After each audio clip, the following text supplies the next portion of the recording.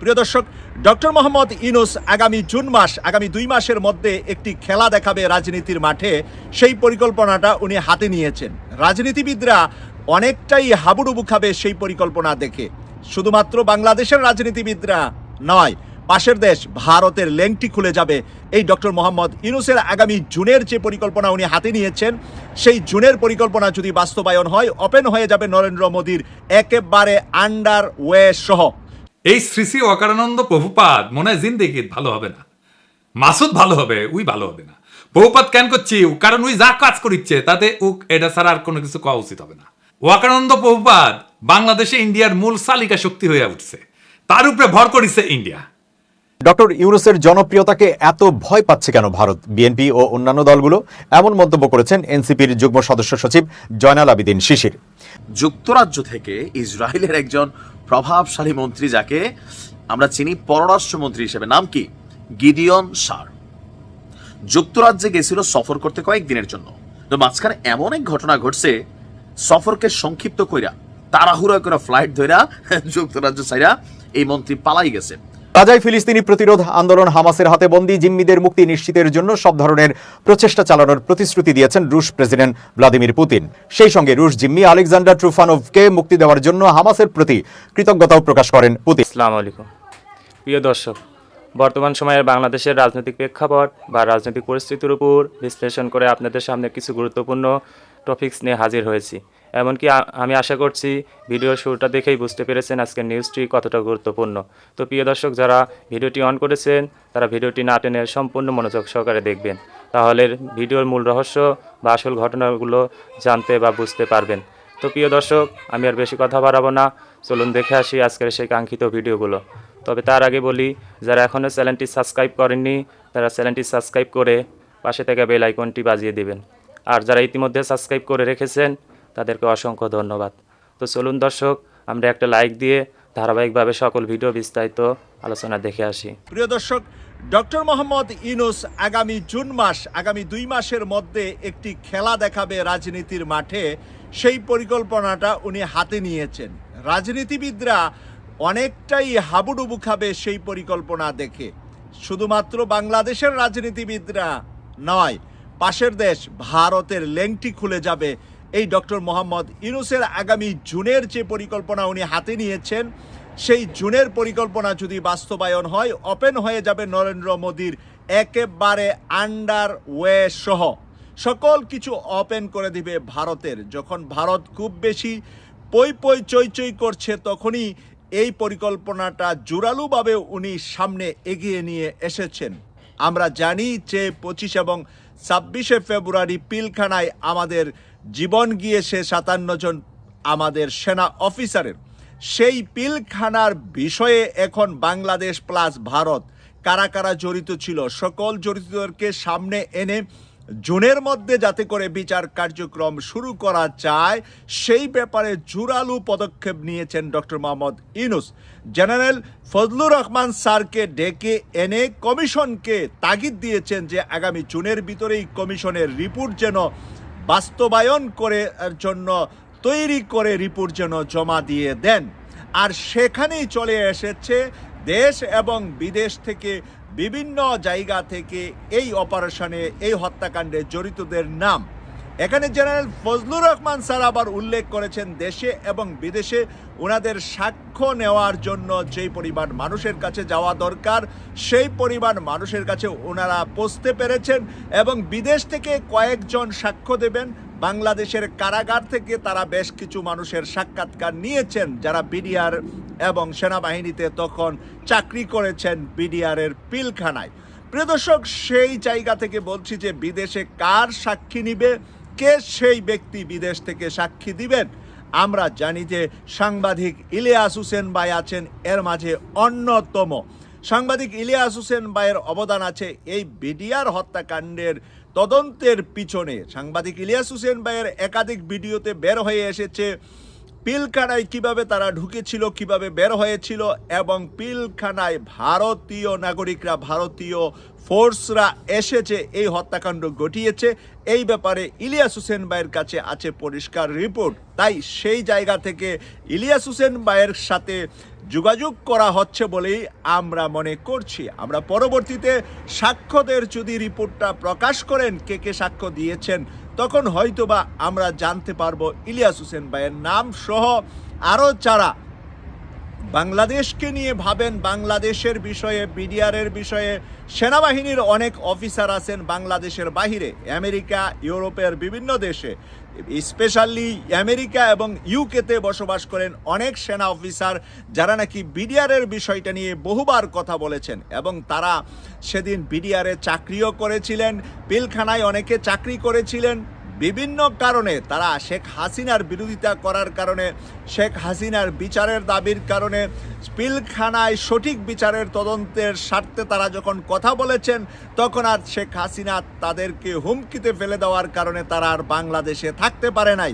তারা কেউ আমেরিকা সরকারের কাছে আশ্রয় চেয়েছে, কেউ ব্রিটিশ সরকারের কাছে আশ্রয় চেয়েছে, কেউ ফ্রান্স, জার্মান সহ ইউরোপের বিভিন্ন দেশে অবস্থান করছেন। সেখান থেকেও বেশ কিছু তথ্য এবং বেশ কিছু সাক্ষাৎকার যেতে পারে। এর মাঝে বলা রাখা দরকার যে মেজর দেলোয়ার ভাই আছে কানাডাতে, এরকম অনেকেই আছেন অনেক দেশে। তাহলে সেখান থেকে সাক্ষ্যগুলোও নেওয়ার জন্য পরিকল্পনা করেছেন জেনারেল ফজলুর রহমান স্যার।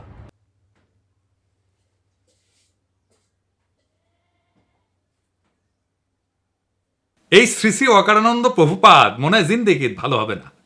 মাসুদ ভালো হবে, উই ভালো হবে না। প্রভুপাদ কেন করছি? কারণ উই যা কাজ করিচ্ছে তাতে এটা ছাড়া আর কোনো কিছু করা উচিত হবে না। অকারানন্দ প্রভুপাদ বাংলাদেশে ইন্ডিয়ার মূল চালিকা শক্তি হয়ে উঠছে, তার উপরে ভর করেছে ইন্ডিয়া। সে এখন ইন্ডিয়ার মূল প্লেয়ার বাংলাদেশে। তার উপরে ভর করিয়া ইন্ডিয়া কিছু করবে পাবে কিনা সেটা অন্য আলাপ, আমি আসিচ্ছি সে আলাপে। তার আগে দেখে নি কেন আমি তারে প্রভুপাত কইছি। অকারানন্দ গেছে রাশিয়ায়, তারপরে ক্রোয়েশিয়ায়। জানুয়ারিতে রাশিয়ান রাষ্ট্রদূত দেখা করেছিল, তাই গেছে রাশিয়ায়। রাশিয়া কেন কেন আমরা হিন্দুস্তান টাইমসের শিরোনাম দেখি, লিখেছে হিন্দুস্তান টাইমস, অভ্যুত্থানের জল্পনার মধ্যে ভারতের বন্ধু দেশে বাংলাদেশি সেনাপ্রধান করলেন কাজ। এই কথার মধ্যে সবকিছু কয়া দিছে। তাহলে কি কাজ করতে গেছে? আপনি যখন কারোর সাথে ঘুটু করতে যাবেন না, তখন তৃতীয় একটা দেশে যাবেন। এই তৃতীয় দেশটা হইতেছে রাশিয়া। এই রাশিয়ায় গিয়া সে ইন্ডিয়ার পানি পড়া নিয়ে আসিছে। আইসাই সে দেখাতে গেছে যে দেখো দেখো দেখো, বাংলাদেশে ইন্ডিয়ার সিফল সালার এখন আমি অকারানন্দ প্রভুপাদ, আমার এখন সাথ দেখবা, বুঝছাও। গেছে বৌদ্ধ বিহারে, দেখেছেন? হিন্দুস্তান টাইমস কি নিউজ করলো এবার দেখেন। বাংলাদেশ ভাগের কথা উঠতেই এবার মৌলবাদীদের কড়া বার্তা সেনাপ্রধানের। ওয়াকার বললেন, দেখেছাও। এরপরে কুটি গেল, এরপরে গেল পয়লা বৈশাখ করতে ঢাকেশ্বরী মন্দিরে। আর পাশে কে? এডিটর সাহেব দেখান, এই কিরে, এই কিরে কিরে, সন্তোষ শর্মা। হ্যাঁ, সন্তোষ শর্মা বাংলাদেশের রয়ের 1 নাম্বার লোক। বাংলাদেশে আলেমদের ইন্টারোগেশনের টাইমে হাজির থাকতো এই সন্তোষ শর্মা। শোনেন হারুন ইজাহারের কণ্ঠে। একটা নাম আমি বলতে চাই, আপনাদের সকলকে চিহ্নিত করে দিতে চাই। সে হচ্ছে এই একটা পত্রিকা ইদানিং খুব দেখা যায়, কালবেলা পত্রিকার সম্পাদক সন্তোষ শর্মা। সে সরাসরি ওই বিদেশি এই কান্ট্রির ম্যানেজারের পক্ষ থেকে, স্টেশন ম্যানেজারের পক্ষ থেকে সে সরাসরি সে আমাকে রিমান্ডে নির্যাতন করেছিল। ডক্টর ইউনূসের সেজন্য কালবেলা পত্রিকার সম্পাদক সন্তোষ কেন ভারত এর বিরুদ্ধে ও অন্যান্য দলগুলো ওর বিরুদ্ধে মামলা হতে হবে। এনসিপির যুগ্ম সদস্য সচিব সে কিন্তু নিজেকে অনেক বিভিন্ন আড়াল দিয়ে নিজেকে আড়াল করার চেষ্টা করেছে।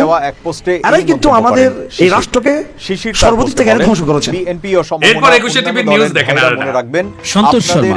এখন তিনি দৈনিক কালবেলার সম্পাদক ও প্রকাশক। কাজ করেছেন শক্তি নামের পত্রিকায়। সাপ্তাহিক সুগন্ধার মালিক ছিলেন সন্তোষ শর্মা। হয়েছিলেন দৈনিক আমাদের সময় পত্রিকার ব্যবস্থাপনা সম্পাদক।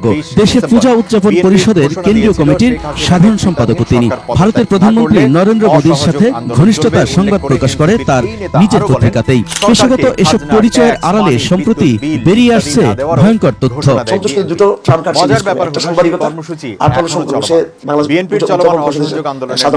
হেফাজতে ইসলামের যুগ্ম মহাসচিব মুফতি হারুন ইজহার চৌধুরীর দাবি, ভারতীয় গোয়েন্দা সংস্থা র এর এজেন্ট সন্তোষ শর্মা। অথবা যারা এবার আর এই ওর গত আসল 1.5 প্রভু বছর বিল দিয়েছেন, মোদির সাথে তাদের ছবিটা টাকা দেখান। সরকার ফেরত দেওয়া উচিত, কারণ এইবার আমাদের অসহযোগ প্রিয় আন্দোলন সালাউদ্দিন এখনো সাহেবের চলমান। সাথে দেখান শিশির ভিডিওটা। তার পোস্টের শেষে দেখান না। উল্লেখ করেন, বিএনপির উদ্দেশ্যে বলছি, দেখেছেন মালটা? লজ্জার কিছু নেই। 1.5 বছর এইবার হয়ে সব গেছে, হিসাব তো কি মিলিছে। হয়েছে? এবার অন্তত খাপে সেই খাপ অসহযোগ আন্দোলন মমতাজের বাপের মতো কর্মসূচিটা মিলে গেল। আনুষ্ঠানিকভাবে তার প্রত্যাহার মানে করে নিন। এইটার অথবা পিছনে একটা গত বিশাল 1.5 বছর পরিকল্পনা সরকারকে আছে দেয়া জনগণের ওয়াকারের এই খাজনা, ট্যাক্স, ভিজিটের পানি, পিছনে। বিদ্যুৎ বিলের আমরা টাকা একে একে মওকুফ দেখবো বা ওয়াকারুজ্জামান ফেরত দেওয়ার ব্যবস্থা কেমনে করে দেন। ওয়াকারানন্দ এই দুইটির প্রভুপাদ যে হয়ে কোনো উঠলো, একটি সেই অন্তত জার্নিটা আমরা যুক্তরাজ্য এক্ষুনি একটু থেকে দেখি। ইসরায়েলের একজন প্রভাবশালী মন্ত্রী যাকে আমরা চিনি পররাষ্ট্রমন্ত্রী হিসেবে, নাম কি? গিদিয়ন সার। যুক্তরাজ্যে গেছিল সফর করতে কয়েকদিনের জন্য। তো মাঝখানে এমন এক ঘটনা ঘটছে, সফরকে সংক্ষিপ্ত কইরা তাড়াহুড়া করে ফ্লাইট ধইরা যুক্তরাজ্য ছাইরা এই মন্ত্রী পালাই গেছে। ঘটনার প্রেক্ষাপট কি? ওখানে কি আমাদের বীরদের কোনো সমর্থকরা দৌড়ানি দিছিল? না না ভাই, এটা আপনি যুক্তরাজ্যে করার সুযোগ নাই। কোনো মুসলিম কমিউনিটি তার বিরুদ্ধে অ্যাকশনে গেছিল? তাও না, অটো একটা বাটে পড়ে গেছিল। ঘটনার প্রেক্ষাপট হচ্ছে, ইসরায়েলি গণমাধ্যম বলছে যে পররাষ্ট্রমন্ত্রী গিদিয়ন সার যুক্তরাজ্য থেকে তার সফর সংক্ষিপ্ত করে পালিয়ে ইসরায়েলে এসেছেন। আর গ্লোবাল লিগ্যাল অ্যাকশন নেটওয়ার্ক থেকে এই তথ্যটি সামনে এসেছে। মানবাধিকার বিষয়ক এই সংস্থা, নাম কি? Global legal action network. তারা বলছে তারা আনুষ্ঠানিকভাবে গ্রেপ্তারি পরোয়ানা জারির আবেদনের পরই এই ইসরায়েলের পররাষ্ট্রমন্ত্রী দ্রুত পালিয়ে ইসরায়েলে চলে যায়। কথা ছিল কয়েকদিন তিনি যুক্তরাজ্য সফর করবেন। আপনারা জানেন যে ইসরায়েলের খুব অন্যতম একজন মিত্র হচ্ছে ইসরায়েল যুক্তরাজ্য। বাট যুক্তরাজ্যের মধ্যে বেশ কিছু মানবাধিকার সংস্থাগুলো আছে যারা ব্যাপক প্রভাব রাখে। তার মধ্যে আমরা যে এই সংস্থাটা নিয়ে কথা বলছি, তাদের বক্তব্য আপনার লন্ডন ভিত্তিক GLNN এবং হিন্দির রজব ফাউন্ডেশন, দুইটা ফাউন্ডেশন তার গ্রেপ্তারি পরোয়ানার জন্য আবেদন করেছিল। আর এতে তার বিরুদ্ধে গ্রেপ্তারি পরোয়ানা জারিও হয়েছিল। ইসরায়েলি মন্ত্রীর পালানোর ব্যাপারে সংস্থাটি মাইক্রো ব্লগিং সাইট এক্সে বলছে যে তারা একটা পোস্ট দিয়েছে, আর পোস্ট দেওয়ার পর এতে গিদিয়ন সারের একটা ছবিও যুক্ত করে তারা লিখেছে, জরুরি বিজ্ঞপ্তি, আমাদের জানানো হয়েছে গিদিয়ন সার এই মুহূর্তে যুক্তরাজ্যে অবস্থান করছে, তাকে দেখা মাত্রই পুলিশে ধরিয়ে দিন। এর কয়েক মিনিট পর বা কয়েক ঘন্টা পরে তারা আরেকটা পোস্ট করছে যে জরুরি, আমাদের জানানো হয়েছে গিদিয়ন সার তার সফর সংক্ষিপ্ত করে যুক্তরাজ্য থেকে পালিয়ে যাচ্ছেন। তিনি গুরুতর অপরাধে অভিযুক্ত একজন ব্যক্তি, যার বিরুদ্ধে অপরাধের অভিযোগ চলমান। যদি তাকে দেখতে পান লন্ডন মেট্রোপলিটন পুলিশকে অবহিত করেন। প্রিয় দর্শক, ভিডিওটি কেমন হয়েছে? ভিডিও সম্পর্কিত কোনো তথ্য বা মতামত থাকলে কমেন্টে জানিয়ে যাবেন। আজকের মতন নিউজটি এখানে শেষ করছি। ফিরে আসছি পরবর্তীতে অন্য কোনো নতুন টপিকস নিয়ে। সে পর্যন্ত ভালো থাকবেন। আল্লাহ হাফেজ।